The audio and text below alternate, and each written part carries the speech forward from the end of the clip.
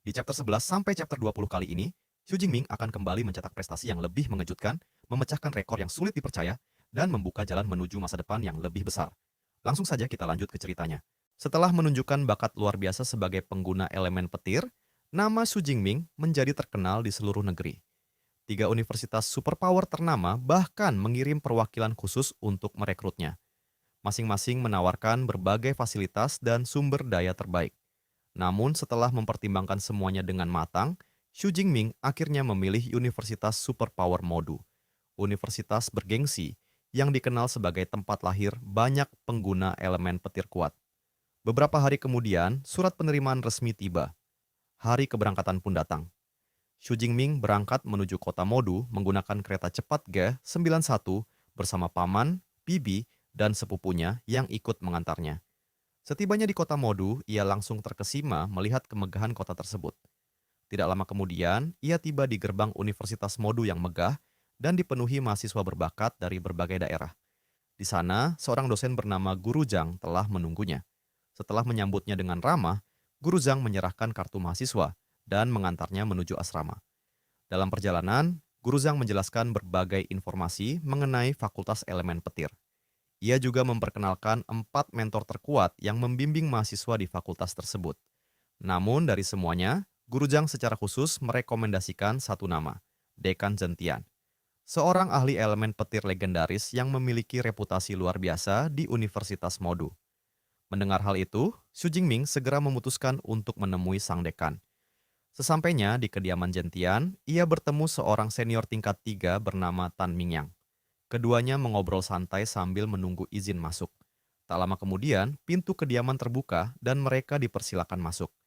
Di dalam ruangan yang tenang, seorang pria tua dengan aura kuat sedang duduk menunggu. Dialah Dekan Sentian.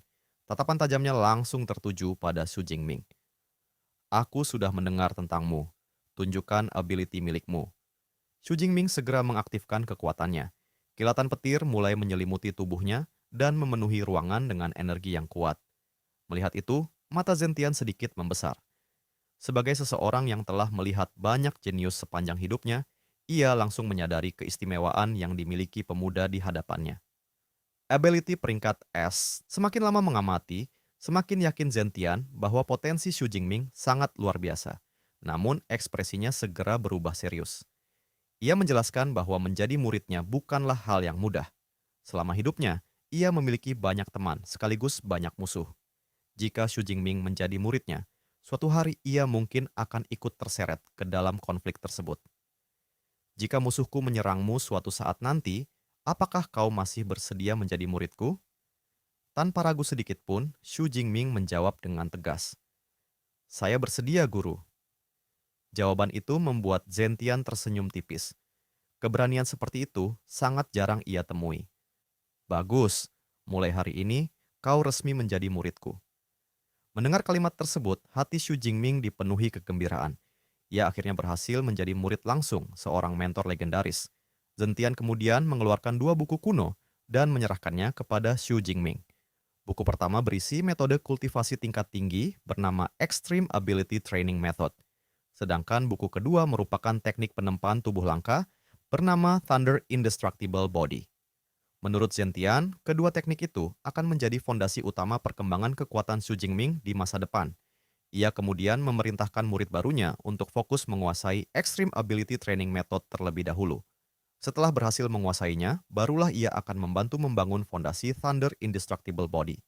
Xu Jingming menerima kedua teknik tersebut dengan penuh hormat sebelum berpamitan meninggalkan kediaman gurunya. Namun sesaat setelah keluar, ia melihat seseorang berjalan tertatih-tatih dari kejauhan. Orang itu ternyata adalah Tan Mingyang. Kondisinya sangat mengenaskan. Pakaiannya robek, wajahnya penuh memar, dan tubuhnya dipenuhi luka akibat pertarungan.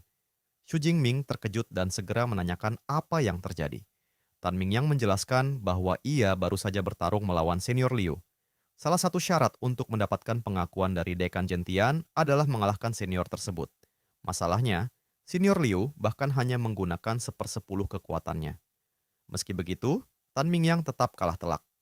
Dengan nada bercanda, ia kemudian bertanya kepada Xu Jingming, "Jangan bilang kau juga gagal." Namun Xu Jingming hanya tersenyum santai. "Tidak, Aku lulus. Aku sudah resmi menjadi murid guru Zhentian. Sesaat suasana menjadi hening.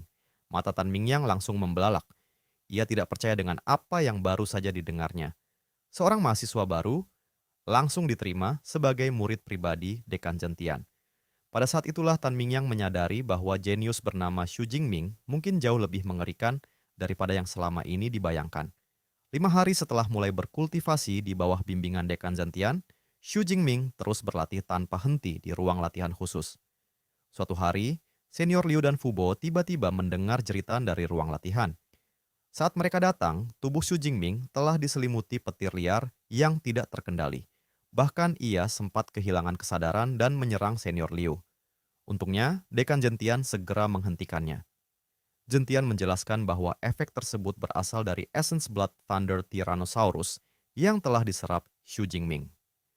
Karena tingkat kecocokan tubuhnya mencapai 98%, sebagian naluri monster itu sempat memengaruhi pikirannya. Meskipun berbahaya, Zhentian memastikan efek tersebut akan hilang seiring bertambahnya kekuatan Xu Jingming. Mendengar tingkat penyerapan mencapai 98%, senior Liu sangat terkejut dan langsung menghadiahkan 200 kredit universitas kepada Xu Jingming.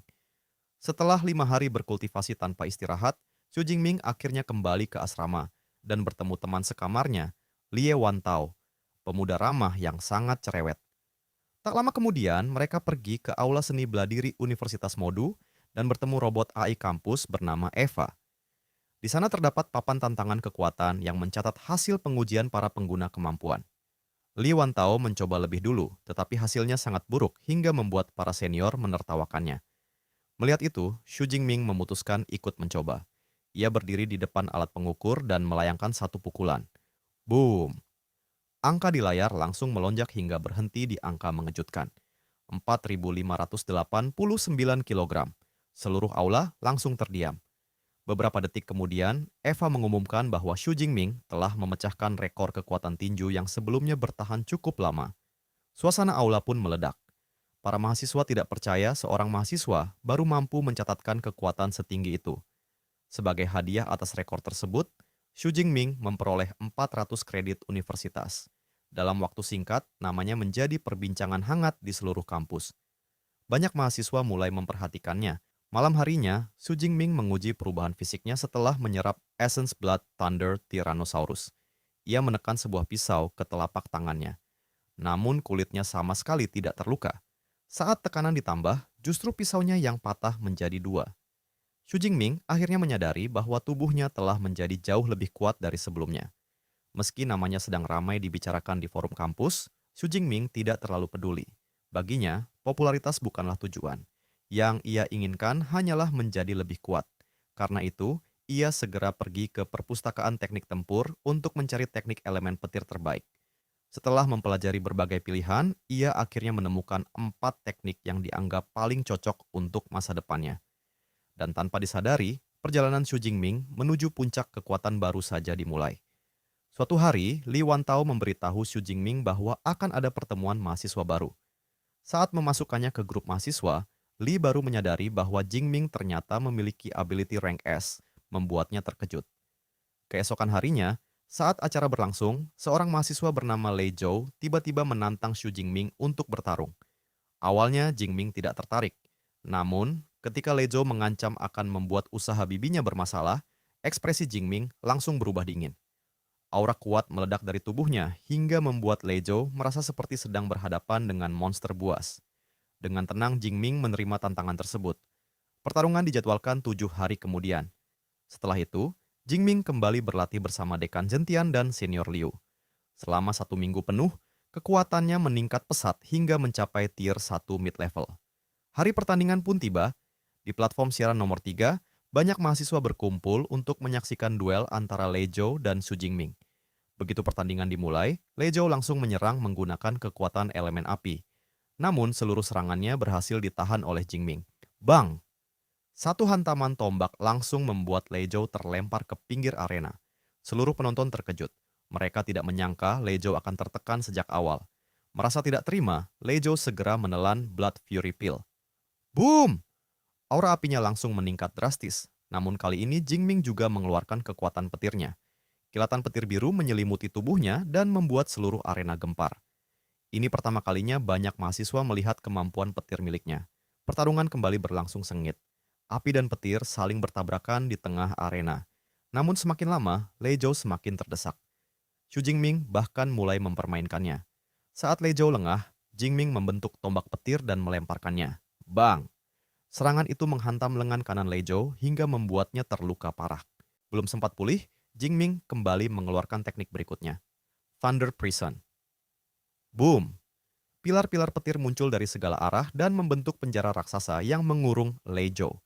Meski mengerahkan seluruh kekuatannya, ia tetap tidak mampu menghancurkan teknik tersebut. Pada saat itulah, Xu Jingming bergerak. Dalam sekejap, ia muncul tepat di depan lawannya. Tombaknya melesat lurus ke arah kepala Lei Zhou. Merasakan ancaman kematian, seluruh keberanian Lei Zhou runtuh. Aku menyerah! Tombak itu berhenti hanya beberapa sentimeter dari dahinya. Namun Jingming tetap memberikan pelajaran. Tombaknya menusuk bahu dan dada kiri Lei Zhou hingga membuatnya kehilangan kemampuan bertarung. Aku tidak akan membunuhmu.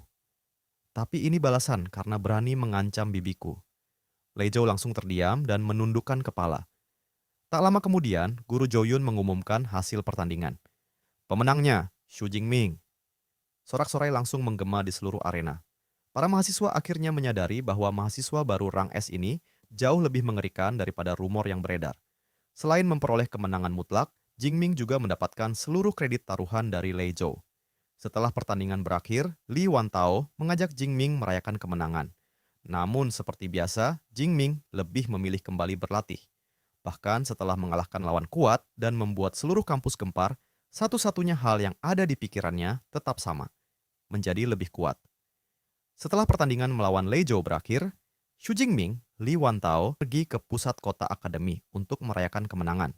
Namun, saat memasuki restoran, Jingming terkejut melihat dua wanita sudah menunggu di dalam ruang makan pribadi. Ternyata Li diam-diam mengundang mereka melalui forum kampus. Kedua wanita itu adalah Qi Dongxia, pengguna ability rank A tipe Beast Enhancement, dan Song Kyo-yun, pengguna ability rank A tipe Light yang telah mencapai level 1 top tier. Perkenalan berlangsung cukup santai, hingga Song Kyo-yun tiba-tiba mengatakan bahwa ia ingin menantang Xu Jingming bertarung. Ucapan itu membuat suasana menjadi canggung. Namun, setelah dijelaskan bahwa acara tersebut hanyalah makan malam biasa, mereka akhirnya menikmati waktu bersama dan berkeliling kawasan perbelanjaan Huaihai. Sebelum berpisah, Song Kyo-yun kembali menegaskan bahwa ia serius ingin bertarung dengan Jingming suatu hari nanti. 15 hari berlalu. Selama waktu tersebut, Xu Jingming terus berkultivasi tanpa henti. Hasilnya, kekuatannya kembali meningkat dan berhasil menembus level berikutnya. Namun, perhatian Jingming tertuju pada satu kemampuan khusus bernama Thunder Extreme State. Sayangnya, untuk membuka kemampuan itu, ia membutuhkan lebih banyak super power point. Karena itulah ia memutuskan pergi ke Wild Zone, tempat berbahaya yang dipenuhi monster, dan menjadi lokasi terbaik untuk memperoleh poin serta pengalaman tempur. Sebelum berangkat, Jingming menemui Guru Yang untuk meminta izin. Guru Yang terkejut melihat perkembangan muridnya yang begitu cepat.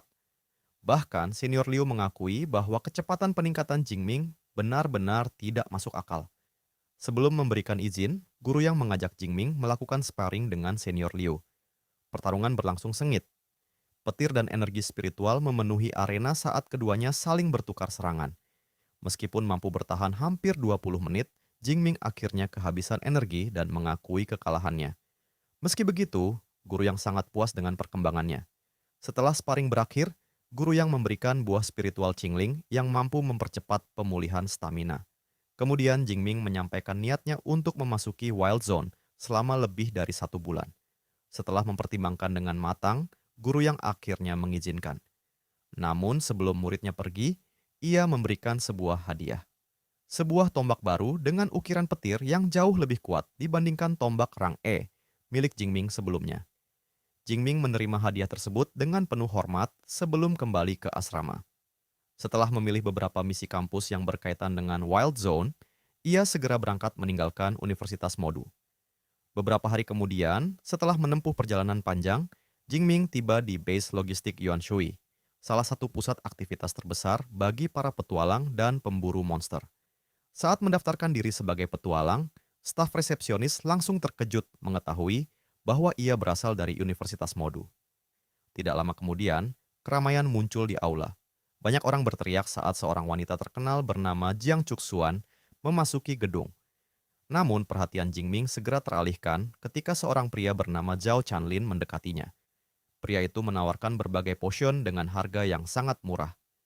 Jingming langsung menyadari ada sesuatu yang tidak beres dan menolak tawaran tersebut. Penolakan itu membuat Zhao Chanlin kesal. Untungnya, seorang petualang bernama Wang Qian datang dan membongkar kebiasaan Zhao Chanlin yang sering menipu pendatang baru.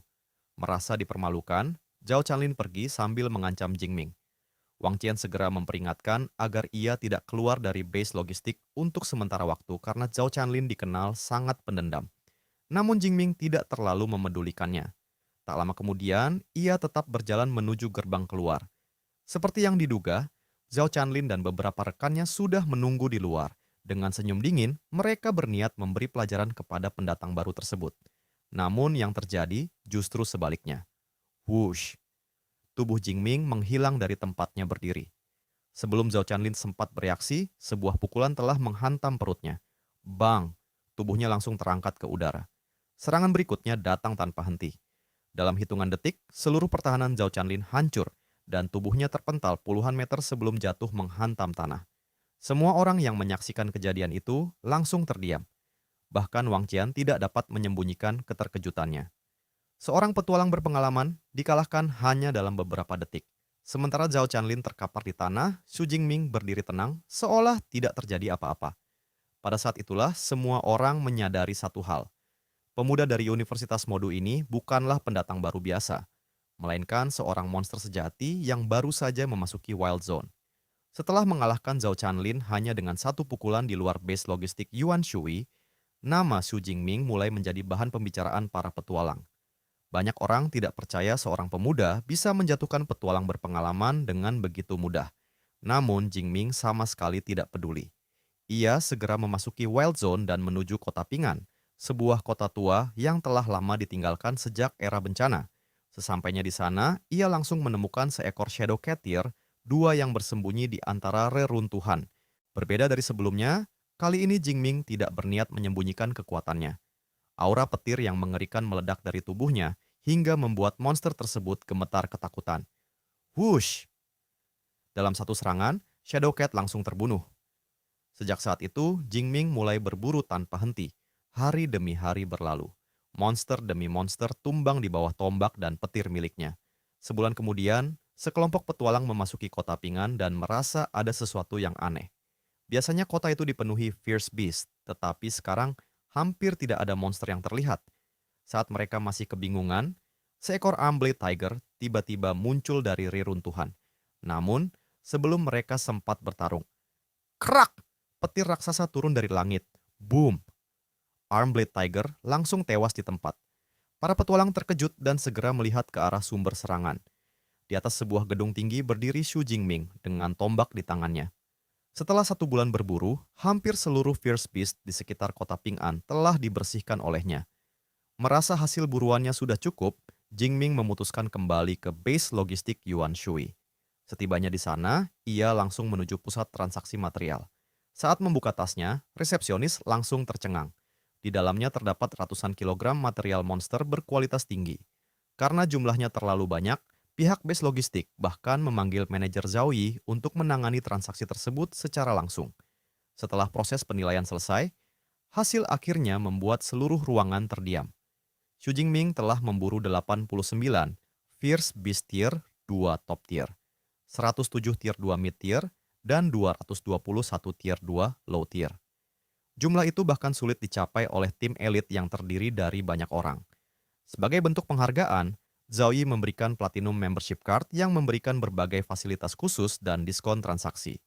Setelah menerima pembayaran dalam jumlah besar, Jingming meninggalkan base logistik untuk membeli kebutuhan ekspedisi berikutnya. Namun, tanpa sepengetahuannya, Zhao Chanlin masih menyimpan dendam. Ia meminta bantuan Tiger Shark Squad untuk membalas kekalahannya. Ketika tim tersebut menemukan Jingming, mereka segera memeriksa kekuatannya menggunakan alat pendeteksi aura. Hasilnya membuat seluruh anggota langsung pucat. Kekuatan energi Jingming tercatat lebih dari 10 kali lipat pengguna tier 2 biasa. Menyadari mereka sedang berhadapan dengan monster yang tidak mampu mereka lawan, Ketua Tiger Shark Squad langsung membatalkan misi. Mereka bahkan melampiaskan kemarahan kepada Zhao Chanlin karena telah memberikan informasi palsu dan hampir membuat mereka kehilangan nyawa.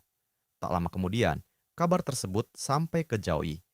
Pada saat yang sama, manajer utama Wang Chuang juga mengetahui identitas asli Xu Jingming.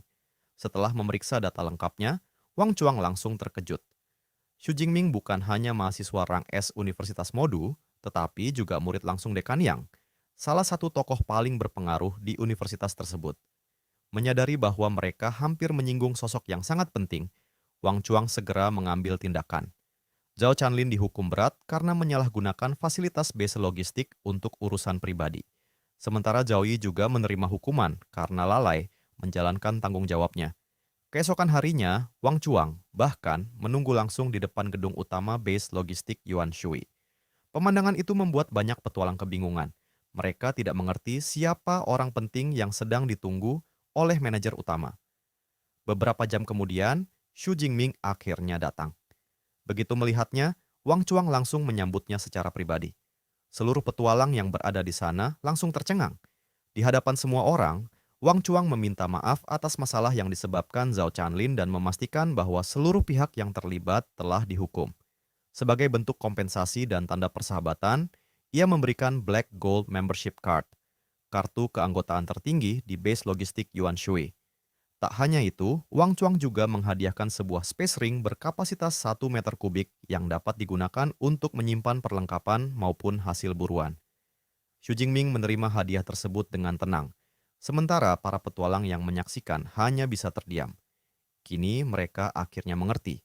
Pemuda yang terlihat seperti mahasiswa biasa itu ternyata adalah jenius luar biasa, yang bahkan dihormati oleh manajer tertinggi base logistik Yuan Shui.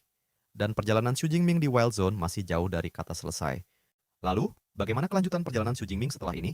Tantangan apa lagi yang akan menantinya? Dan sejauh mana ia bisa berkembang menjadi lebih kuat? Kita akan mengetahuinya di chapter berikutnya.